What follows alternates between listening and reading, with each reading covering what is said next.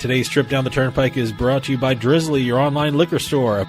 Available in over 95 cities across North America, Drizzly offers a huge selection and competitive pricing with a side of personalized content. Now there's no need to leave the house. Get alcohol delivered in less than an hour by Drizzly. Head on over to drizzly.com and order today. And now get $5 off your first order of $20 or more when using promo code DRINK19 at checkout.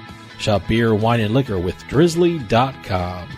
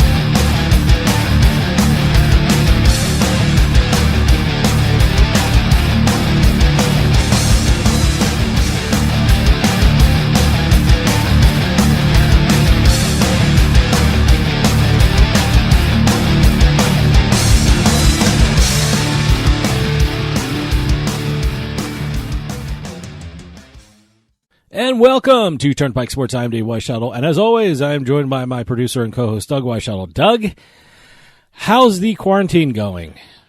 Quarantine is proceeding as planned. I'm going nuts. Yep, because watching lots of TV, lots of YouTube. I'm actually finding a lot of stuff on YouTube. I'm finding a lot of stuff that I hadn't seen on TV before. So TV viewing is at a minimum because I'm getting tired of seeing certain things. Yep. Trying to keep busy with a lot of work. Thank God we have our own studios with this show, so we're able to continue doing the show and watch what's going on with not only the world itself, but the sports world in particular, with a lot of different things happening. Yeah, a lot of really interesting things. They had the Ocho on March 22nd, which was very interesting. Sports you rarely see. What was that in the movie Dodgeball? If it's almost a sport, it's on the Ocho. And I think. Normally ESPN waits until a certain day to do the Ocho. I think it's in August because of the 8th. Yeah. But I think it was smart that they did an Ocho. I got to tell you, it was perfect timing by ESPN. Thank God for ESPN because they're really showing a lot of sports. They're even doing replays. Some of the games the classic games and with basketball and NCAA, and it's pretty fun. I will say this. What's going on with the world is actually bringing out a lot of creativity and a lot of the programming and all that stuff because they're doing classic games. People are making their own brackets because there's no March Madness now. I mean, I saw some guys in Jersey doing a pizza bracket. Other guys are doing classic plays against each other. Even some of the lots of great stuff happening on social media too. Yeah, it's interesting things that people are doing. Yeah, no, it's creativity. Well, we got a great show coming up. Coming up is part 2 of my interview with Albert Chen. He is the senior editor for Sports Illustrated, and he wrote Billion Dollar Fantasy, the high-stakes game between FanDuel and DraftKings that upended sports in America. Really interesting guy, really interesting book, extremely interesting subject regarding FanDuel and DraftKings and their evolution in what they have become today. And then we're going to have a By the Numbers section for Turnpike Sports. Also, we're going to have the Turnpike Sports Book Report where we talk about what's going on in the sports books across the country. But which still isn't much. Which isn't much. And like I said, it's been a busy week, so let's take a ride on the Turnpike. And today's trip down the Turnpike is brought to you by Drizzly, your online liquor store. Available in 95 cities across North America, Drizzly offers a huge selection and competitive pricing with a side of personalized content. Now there's no need to leave the house. Get alcohol delivered in less than an hour by Drizzly. Head on over to drizzly.com and order today, and now get $5 off your first order of $20 or more when using promo code DRINK19 at checkout. Shop beer, wine, and liquor with drizzly.com. Exit 1. Okay, with everything going on with the pandemic and a lot of the sports books not really having too much to offer players right now, I found an interesting story with baseball. Sportradar and Major League Baseball had been planning to launch a new virtual baseball offering for licensed gaming operators, both in the U.S. and overseas. Okay. They were planning to do this at the launch of the beginning of the baseball season. We don't know when actual real baseball is going to be starting, so this may actually start up, and it looks like it's coming at the right time because there's no baseball being played. This is going to be a virtual baseball game. Interesting. It's going to be based upon the historical betting data from the league. Okay. And they have taken over 1,300 motion shots over a period of time to develop this. It's using motion capture technology for baseball players that they've seen on broadcasts, as well as some other stuff they've been doing. And they have been developing the software to make it a real-life looking baseball game being played. So are these going to be animated players? Because this weekend we saw Fox Sports doing the virtual auto racing. Now, is that going to be like that? I mean, are there going to be automated players that we're looking at, or are these real-life players that we're going to be We're going to be looking watching? at virtual players. Okay. Now, whether or not they're going to have virtual people playing them, I don't know. This is with Major League Baseball with Sportradar, so you may see some like what you saw with the racing. That the actual racers were controlling their own cars. Yes. Okay. Interesting. And before when I first saw this doing the show prep, I was I came across this before I saw this weekend's race. The Fox broadcast, the NASCAR. It was actually iRacing. pretty interesting to watch. That's what I'm saying. The graphics the were incredible. Very realistic. Racing. Yeah, very realistic. And before I saw that, I was thinking it was going to be looked like a video game. But maybe given the fact that some of these graphics and the statistical data they're going to be using underneath the motion capture stuff, it actually may turn out to be looking almost like a real baseball game. The Fox broadcast, when you watched it for the racing, they had fans in the stands. They had virtual fans. Okay. I mean, they weren't real people, but they were actual virtual. Let me tell you something. The graphics were participants. very impressive with Fox Sports. They did a great job. And who did that? There was a company up in Massachusetts. In Chelmsford, Massachusetts, it was iRacing. They really good job. Yeah, no, it was very surprising, but very well done. Yeah. Exit 2. And speaking of virtual racing, like we had just been talking about, that was NASCAR, right? NASCAR partnered with iRacing to do it. Now you have coming up, or actually going on now, as a matter of fact, Formula One is going to be doing virtual racing as well. Great. They're going to be continuing their season. The virtual Grand Prix series will see a number of current F1 drivers compete virtually. Mm-hmm. Now, I don't know exactly if it's going to be the exact same type of course, that a lot of these races were going to be played on, because when Fox did when NASCAR did their iRacing Sunday, they had one track. They chose one certain track, and they did it. It was the virtual training track they have down simulating Florida. That I think is Daytona or whatever the track was.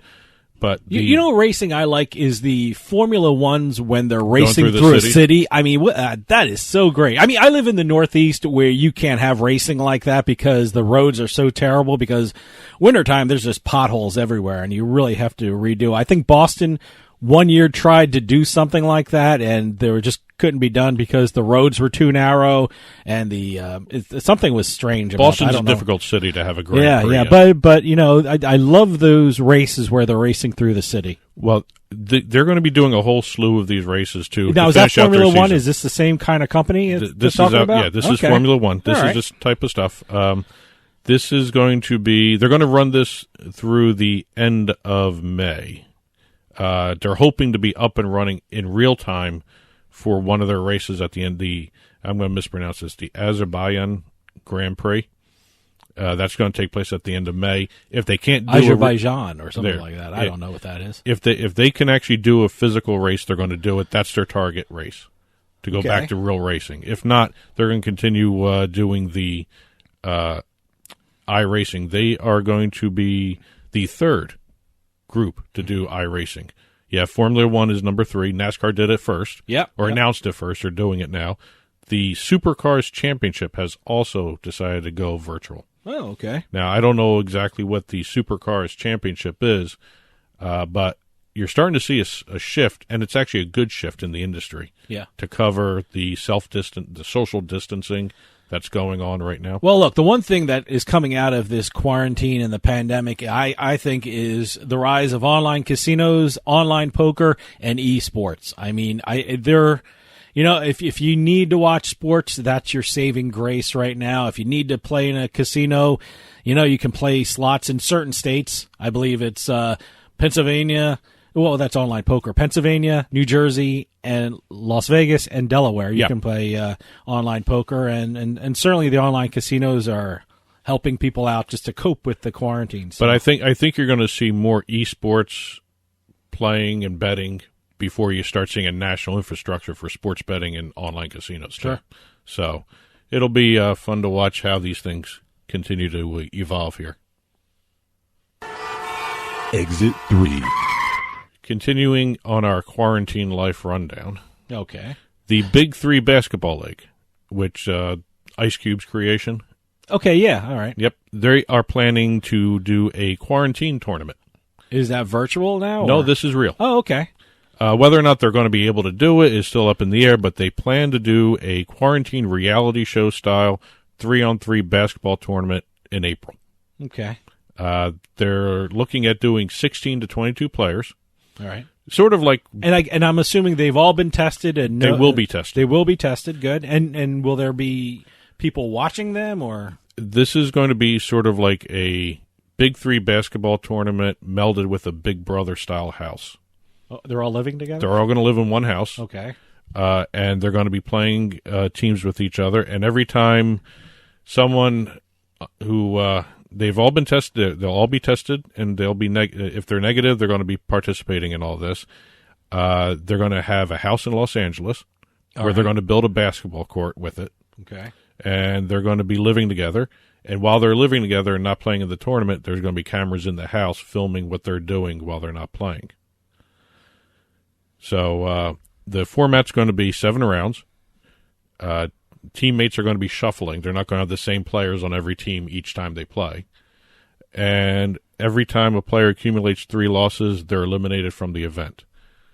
I don't know what eliminated means. I don't know if they're going to be asked to leave the house. Hopefully not. But yeah, they're going to be doing that. Cash prizes for individual winning players. And if a player breaks the quarantine, they leave the house for any reason, they're gone. No, good for them. So they're going to be doing that. They're working within the rules. Good for them. It's a charity thing too. Great. So it's going to be televised. If it goes as planned, they're going to be doing this tournament. Their season is scheduled to start June 20th in Memphis. Now that's another date that's in doubt. Exit 4. We had just talked briefly about the Ocho. Yes. On Sunday, March 22nd, the ESPN2 became ESPN the Ocho, ESPN 8, whatever you want to call it. One of the sports, I guess you can call it a sport, one of the events, how about that? Okay. Activities that they televised, and it's growing because of what's going on with the country. I hate bringing the pandemic up all the time, but because of the self-isolation, the social distancing, the Marble Racing League is seeing a growth in viewership. So, yeah, I think I saw a little bit of this. This was marbles and marbles in teams. In teams, and I guess they were on a platform with different barriers, and I guess you just move your arms up and down to move the barrier, to move the actual platform, and the marbles go through. No, they weren't moving. They weren't using their arms. So what were they doing? The tracks were made in such a way that they were going downhill on an angle. Okay. So the marbles were always moving at a good clip. Okay, I see. So they weren't controlling it at all. They weren't controlling it at all. Because I just saw a portion of this, and I just saw the marbles going down the platform. It was interesting because they had 2 different types. They had the ones running the tracks, All right. Then they had the I guess it was like an elimination section. For anyone, it looked like Hungry Hippos, but played with marbles. Okay, so let me know, for anyone who's watched The Price is Right, can we say this is like that Plinko game where it goes and moves around I guess you could call it that, and it goes down different certain very intricate pathways, courses, but very intricate courses they made for the big runs. Because they were timed, and they had a commentator who was actually calling it like a car race, and they have seen. And let me get these numbers right because it's just an incredible increase. A 339% increase in YouTube viewing on their channel. I saw it. I watched it. That was on TV. I've never heard of it before this weekend. 10 years old. Really? Okay. I've never heard of it before. Here's another little surprising fact. The commentator for the Marble Racing League right now used to run his own Marble Racing League. Okay. And it went out of business, and he came over, and they have him doing the commentating. Let's see. This is just some really interesting stuff. Each marble is assigned a team, with names like the Rojo Rollers, Savage Speeders, Balls of Chaos. All right. Balls of Chaos, by the way, won. Yeah, congratulations, Yep. Balls of Chaos. And they have professional logos. And the people actually running the teams have apparel. So everyone can have apparel nowadays. Well, they actually have to wear them when they're doing it. So, they construct their own courses, and it was fun to watch because some of these guys, when they were running down the courses, you could see the marble get stuck. They couldn't get around some of the curves and some of the barriers on some of the tracks. So if a marble gets stuck, what do they do? They're done. Okay. You just got to hope it moves. Huh? Yeah, you got to hope something else dislodges it. And I watched it. I didn't watch it that closely. I didn't get the rules down. So there are a couple different aspects to it, and if you want, I would tell people go ahead and watch. It's fun to watch, and people are starting to bet on it. Okay. People will bet on it. One of the offshore books was doing lines on it. Really? Yeah. Okay. So right. I'm not going to say the name of the offshore book because we got our licensed sports books to who advertise with us, but we're not going to take care do anything like that. So, but take a look. It's actually fun to watch. And today's trip down the Turnpike was brought to you by Drizzly, your online liquor store. Available in over 95 cities across North America, Drizzly offers a huge selection and competitive pricing with a side of personalized content. Now there's no need to leave the house. Get alcohol delivered in less than an hour by Drizzly. Head on over to drizzly.com and order today, and now get $5 off your first order of $20 or more when using promo code DRINK19 at checkout. Shop beer, wine, and liquor with drizzly.com. And to get in touch with Turnpike Sports, call or text us at 609-512-5910. At Turnpike Sports is our social media handle on Facebook and Twitter. info@turnpikesportsradio.com is our email address. And don't forget, you can subscribe to the show through Pandora Podcasts, iHeartMedia, iTunes, and also the radio.com mobile app also carries the show.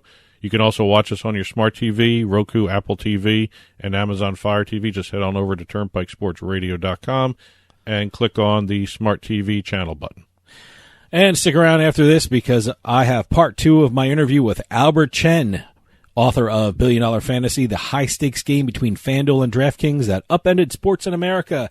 Then a little later on, we're going to have our Turnpike Sports by the Numbers segment, and also the book report where we talk about what's going on in the sports books across the country. So stick around. We'll be right back with more Turnpike Sports.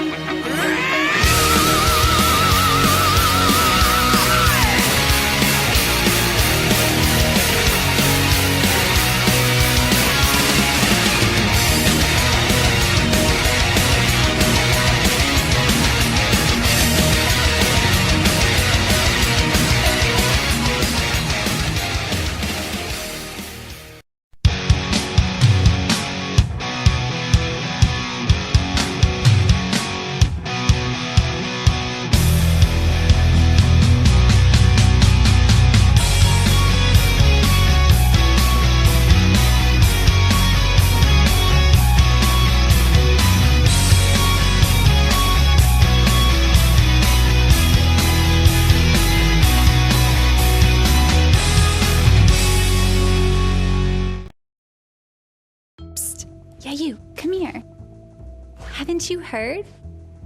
We don't need to hide anymore.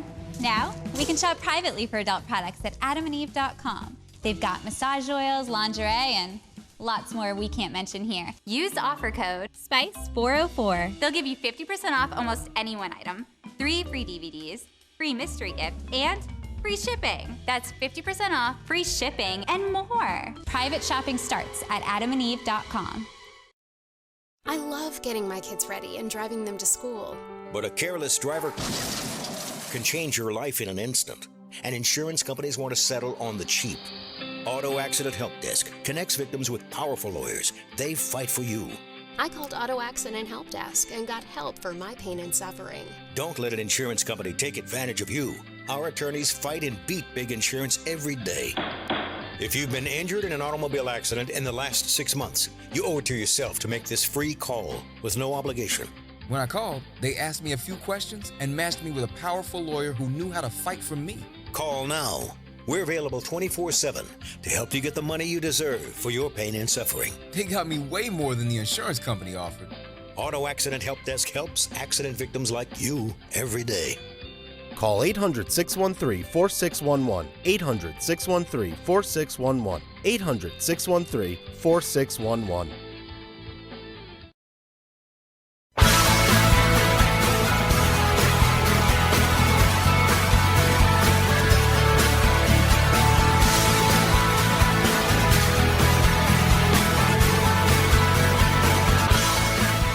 Welcome back to Turnpike Sport. And right now is part 2 of my interview with author Albert Chen, the author of $1 Billion Fantasy, the high-stakes game between FanDuel and DraftKings that upended sports in America.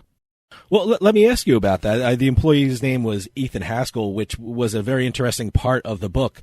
Were the states heading that way anyway, and did the incident with Ethan Haskell just accelerate the situation? Were they headed in that way in terms of really regulating and taking a hard look at these companies? That's a great point. I mean, I do think that it was inevitable, and I think there was probably there was certainly like arrogance on the part of both companies, thinking that, we're just going to spend a ridiculous amount of money and, just bulldoze everyone. And this idea that they could just splash their ads everywhere and assume that everyone would just be fine with it was definitely pretty, really arrogant, and they would sort of admit that now. In terms of the employees, that was just a tremendous oversight on the company, part of the companies, where they just did not really sort of see this as a problem, when clearly, just from the outside looking in, if you have employees making more money, winning, these massive prizes than they were making at their day jobs, at the fantasy companies themselves, that is certainly would seem like a huge problem to you and me. But things were just moving so quickly where they just wanted to grow that they just overlooked this. But yeah, absolutely. I mean, if it wasn't going to be Ethan Haskell, it was going to be something else, for sure. One of the epic battles that FanDuel and DraftKings had to fight was in New York. For those who don't know, what was New York's issue with regard to daily fantasy sports? And it seems like it's still going on in the courts of New York. What's the status of daily fantasy sports in the state of New York? Well, you're exactly right. I mean, that's sort of where the main drama played out, was in the state of New York, in terms of, because, obviously New York State is a big state, and, whether they were going to be allowed to operate in New York was really ultimately going to determine sort of the fate of the companies and what their really, viability was going forward. Eric Schneiderman, the Attorney General for New York, shut them down in, I believe it was November 2015. He saw all the ads, things snowballed, and his determination was that there was, a few things. I mean, the fact that certainly that these companies were kind of pretty clearly sports gambling companies, and sports gambling is illegal in New York State, that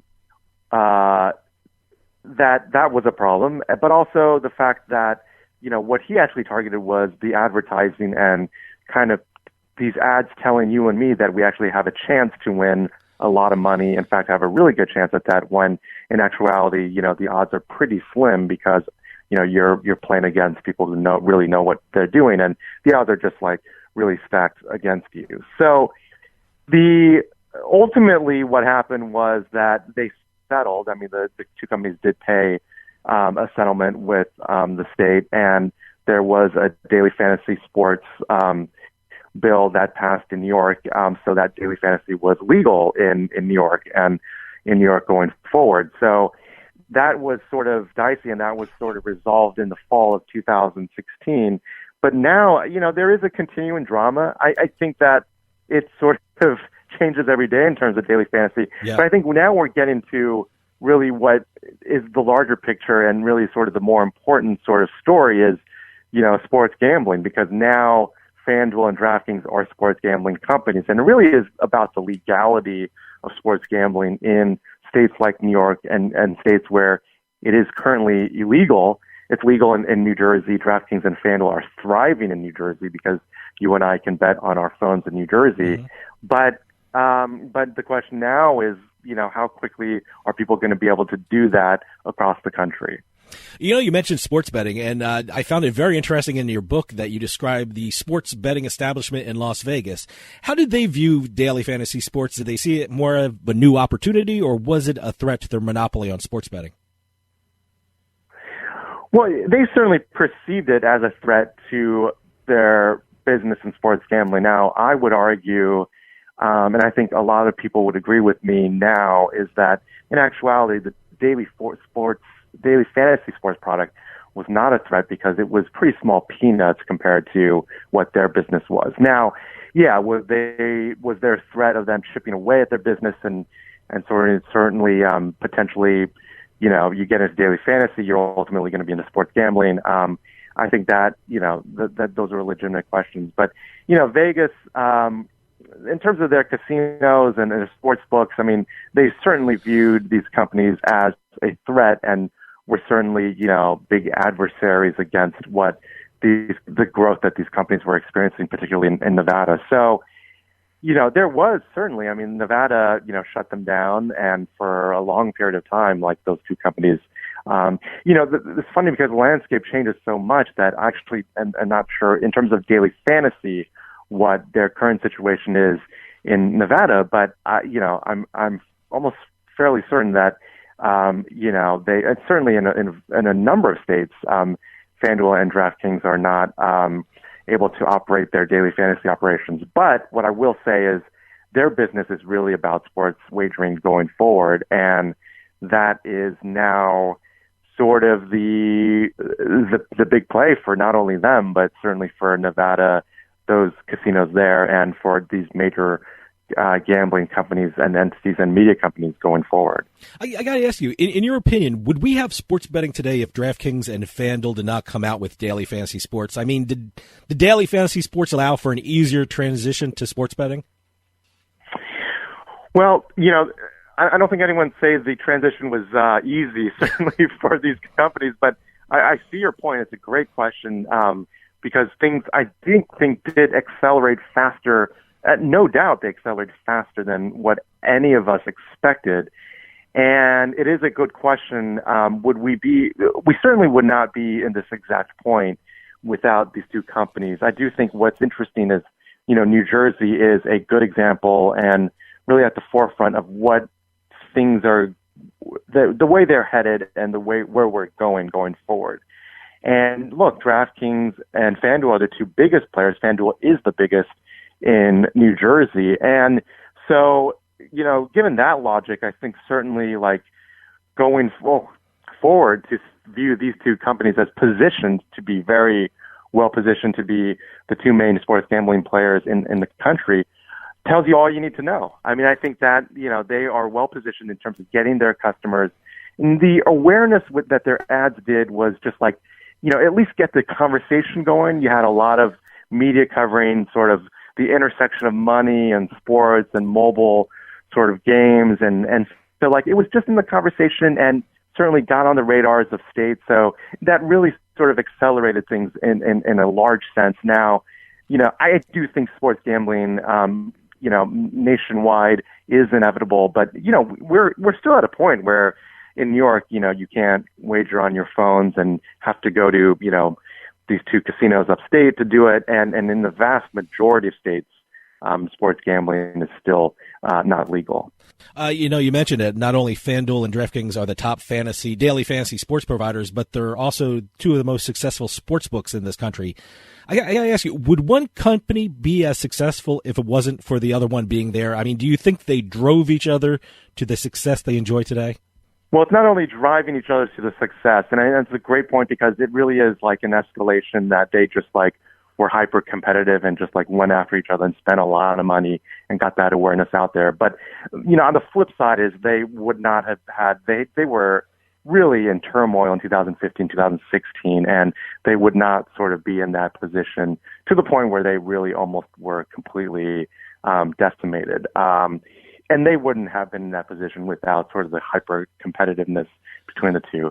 But, they pushed each other to innovate, to really sort of get going in terms of innovation and really pushing each other to just be as the best version of this that they could possibly be. So in that sense, I think they pushed each other without question. But yeah, it was really, this hyper competitiveness, in one sense, they're still standing and well positioned, but in another sense, they were really battered in ways that they, I think a lot of the employees still go through PTSD in terms of some of the they had questions about whether some executives were maybe even going to go to jail. So that was really sort of, it was a traumatic time personally for a lot of people within the companies. I got to tell you, it seems like these two companies are always in the news. I mean, I guess last month we had a husband and wife reality star get denied $1 million from DraftKings because of suspected collusion.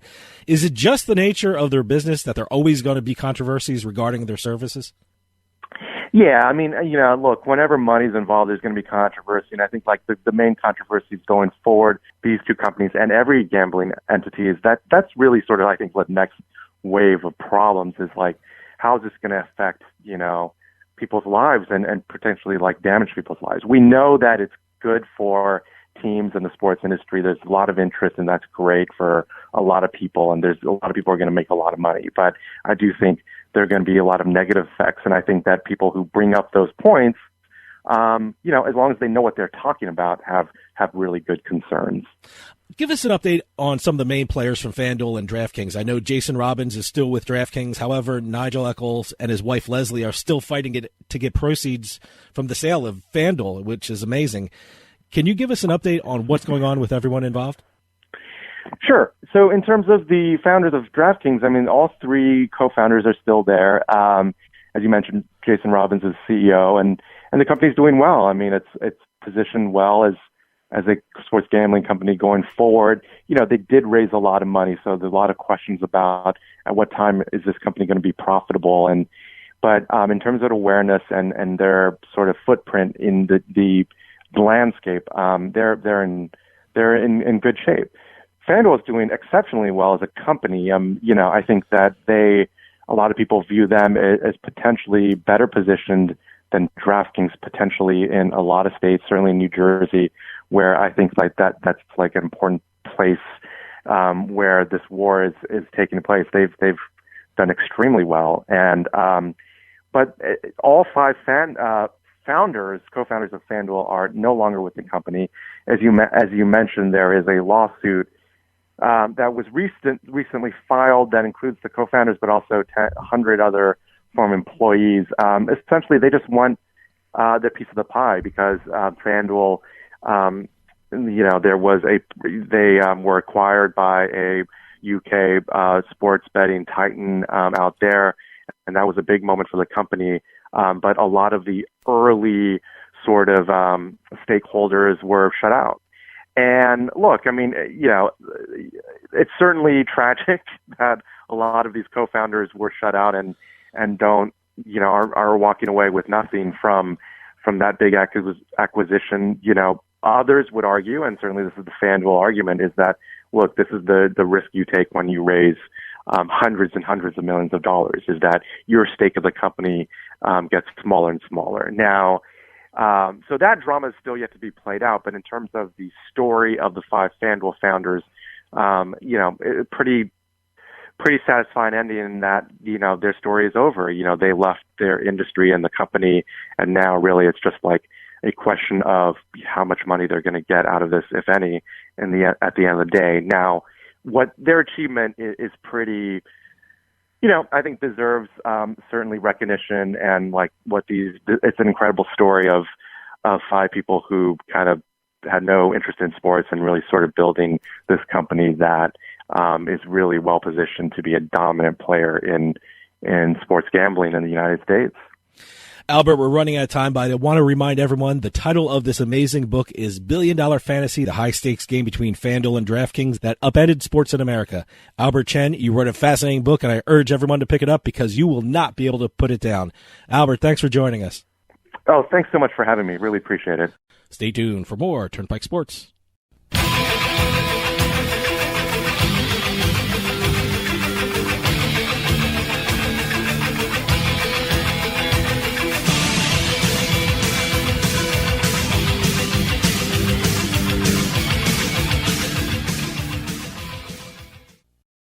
Money matters. Money always matters.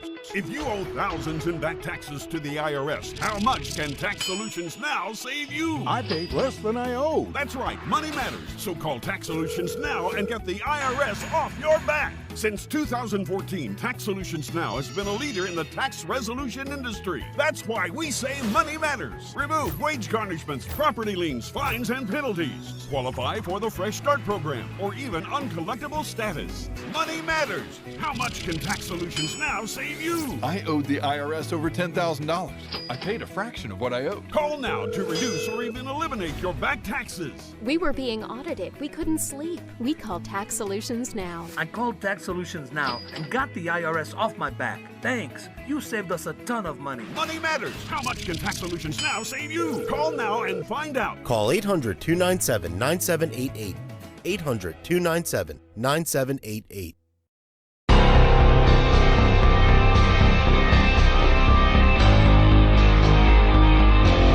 Turnpike Sports Book Report.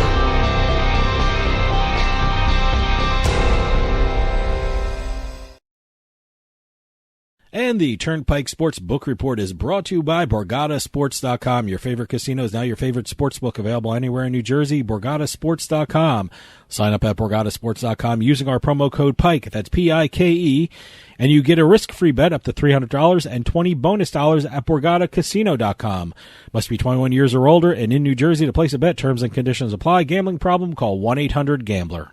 All right, in this edition of the book report, we're going to talk a little bit about a couple different states. Not much going on, really. Well, yeah, because given the situation, everything's closed down. But you can still find stuff to bet on. Bet online. So if you're lucky enough to be in a state that you can bet online, and if you're lucky enough to have a sports book on your phone or your computer where they actually are searching for additional stuff to bet on, there's a lot of different sports that are happening, and you just got to look around and see exactly who's offering what to. Let's talk a little bit about Pennsylvania. We didn't have a chance to do that last week. In February, they reported their numbers for the month. It's the first month-over-month decline in betting handle that they had in 9 months.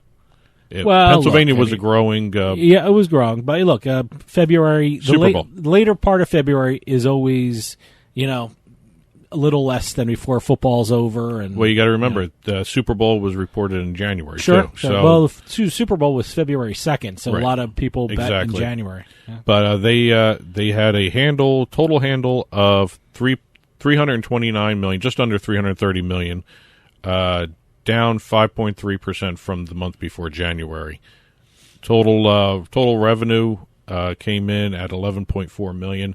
That's for all eight online sports books and the 12 retail. Let's see. The online sports wagers amounted to $294.1 million. That's 89% of the total handle was online. And this was all February, right? This was all February. Crap hit the fan. Exactly. Yeah. Again, FanDuel was the leader, online sports betting as well as retail too. Let's see. The only other one that gained new handle or increased handle was Bet America because they had just launched. Oh, okay. So they were a new option for everybody. It was still the smallest online site with $1.4 million in handle. Indiana, and this is where it gets interesting. With the lack of sports to bet on, Indiana had actually increased the approved events for the state's sports books. Great. Okay. They have. So what can you bet on in Indiana now? Besides the normal sports that are listed there, they have now included Australian, Japanese, and Brazilian basketball. Okay. I have no idea about any player in any of those leagues. I guess time to start boning up on some really out there sports. Hey, you got to start researching now. And table tennis. So ping pong. Ping pong. Okay. So all right. Again, there's ping pong tournaments going on. I believe Bet Rivers was actually one of the first ones that had it in Indiana. So it'll be fun to watch. I'm actually going to check that out. I'm going to see. I don't know where it's televised. I have a whole bunch of ping pong. Not ping pong. I have a whole bunch of sports books on my phone, so I'm going to check to see if ping pong, or I guess they'll call it table tennis, right? Well, that's the Indiana. official name is it's table Indiana. tennis. Okay. Yeah. Well, let's see if it's. So I'll have to see if it's around. I want to see what New Jersey's going to do, if they're going to add it. I know they've got the esports betting bill pushing through. I don't know exactly when that's going to actually happen. But again, New Jersey hasn't announced any new additional events to bet on. Neither has Pennsylvania, but Indiana's being proactive. I'm seeing lots of soccer on the sports books. I'm seeing rugby too. Rugby? Okay, yeah, I got to. I know one of the rugby leagues just suspended all play, but there's still rugby. Australian rules football suspended play. Okay. So a lot of places that had Australian rules football, they can't do it anymore right now. Speaking of additional wagering items, William Hill has added Sumo Hanu Bashu 2020. Okay. That's a sumo wrestling league. This is a sumo wrestling league. Okay. Yes. All right. I don't know exactly too much about the rules of sumo wrestling. I'm assuming it's like collegiate wrestling, but with two big fat guys wearing diapers. I guess so. Yeah, I guess that's it. So not to make fun of the sport, but way to make fun of an ancient sport. Is it ancient? I guess. I don't know. Everything's ancient. Yeah, I guess so. But no, but it's hey. You know, some of these sports books also are streaming, especially the ones, you know, if you have some of the books, if you're in a state with mobile, you know, some of these websites, you know, are streaming these events. So I'm curious to see if what events are streamed on some of these mobile websites. Well, I remember sites like Rush Street Gaming's websites, Play Sugar House, Bet Rivers, all that stuff. Mm-hmm. They have virtual sports betting. They had it before sports betting became legal. I wonder how those portions of those sites are doing, because I remember seeing horse racing virtual. They had soccer virtual. I don't know how that was played, but, you know, take a look around at some of the sports books. Maybe even if live sports aren't being bet on, some of these may be offering virtual sports. And it's something to keep in mind, especially if your sports book does have some of that set up. And last but not least, last week, before really everything started really shutting down, Colorado had approved 16 more licenses for sports betting, including Fox Bet, FanDuel, and PointsBet, and they still say they're on course for a May 1st launch, maybe, for sports betting. So, you know, again, if you're in Colorado, you're inching closer and closer to getting sports betting. Don't know what you're going to be betting on, but at some point you will have sports betting. And the Turnpike Sports Book Report was brought to you by BorgataSports.com. Your favorite casino is now your favorite sports book. Available anywhere in New Jersey, BorgataSports.com. Sign up at BorgataSports.com using our promo code PIKE. That's PIKE, and you get a risk-free bet up to $300 and 20 bonus dollars at BorgataCasino.com. Must be 21 years or older and in New Jersey to place a bet. Terms and conditions apply. Gambling problem? Call 1-800-GAMBLER. And stick around because we have our By the Numbers segment coming up. So stick around. We'll be right back with more Turnpike Sports.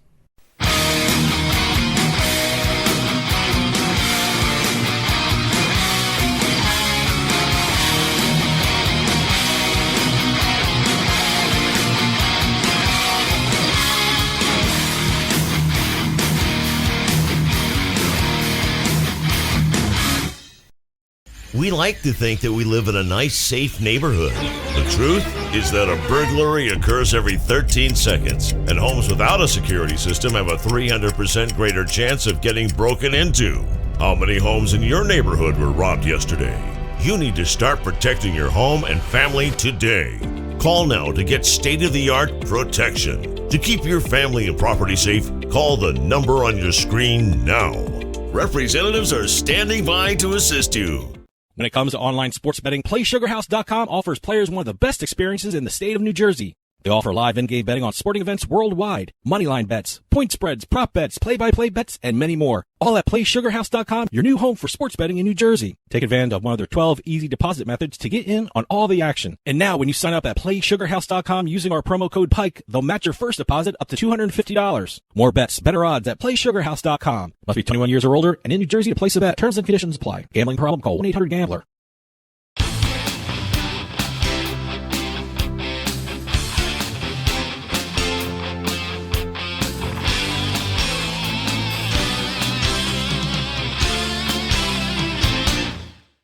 And By the Numbers is sponsored by Play Sugar House Online Casino and Sportsbook in New Jersey. Sign up at PlaySugarHouse.com/Pike and get up to a first deposit match of $250. Enjoy the casino experience online. Play Sugar House offers over 400 games online, slots, table games, even bingo.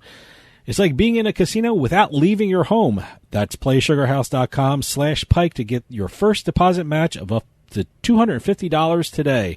Must be 21 years or older and physically present in New Jersey. Gambling problem? Call 1-800-GAMBLER or visit 800gambler.org.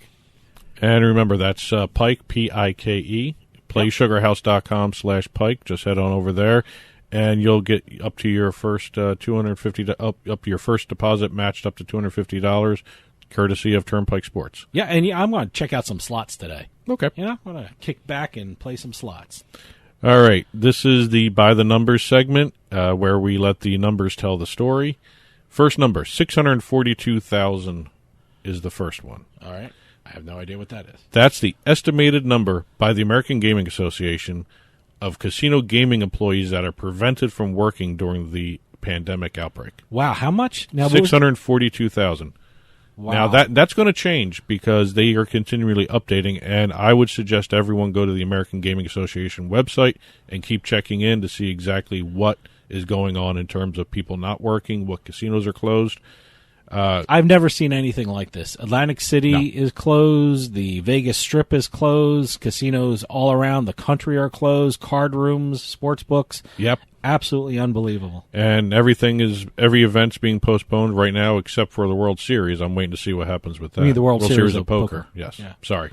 So, but again, 95% of the country's commercial casinos are closed, and every 8 in 10 of the country's tribal casinos are closed. Okay. There are still some casinos open. They're pushing it, I guess, but if they want to stay open, I know there's some in North Dakota that have reported that they're still open. Oh, I didn't know that. Yeah. So, it's 92% of all gaming properties in this country are closed right now because of the pandemic.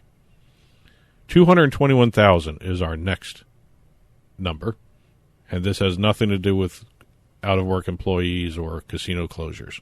I have no idea what. This is the number of views the Phoenix Suns drew in its first Twitch simulation on NBA 2K. Wow, it's pretty good. When everything was shut down with the NBA season, their marketing and HR department got together, and they decided that what they were going to do was play out their season virtually.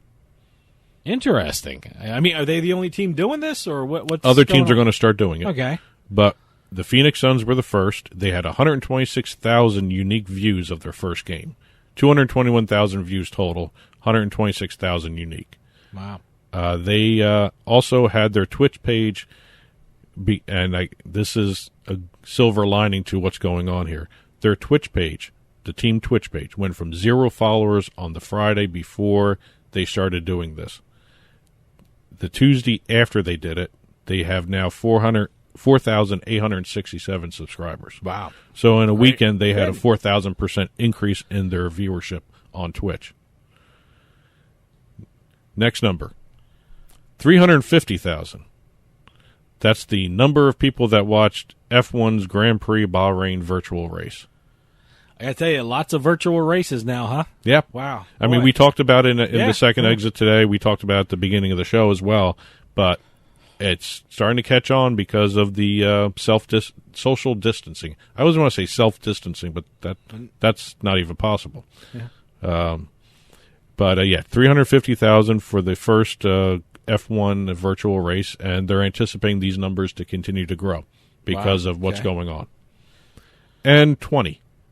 I know after all those numbers, 20 seems... That's the percent increase in viewership in over February of the Bass Pro Tour's third round. Really? So people are watching fishing, huh? They're watching fishing. They had 500,000 unique visitors watched over 19 million minutes of fishing in Stage 3 of the Bass Pro Tour Championships. Huh. Okay.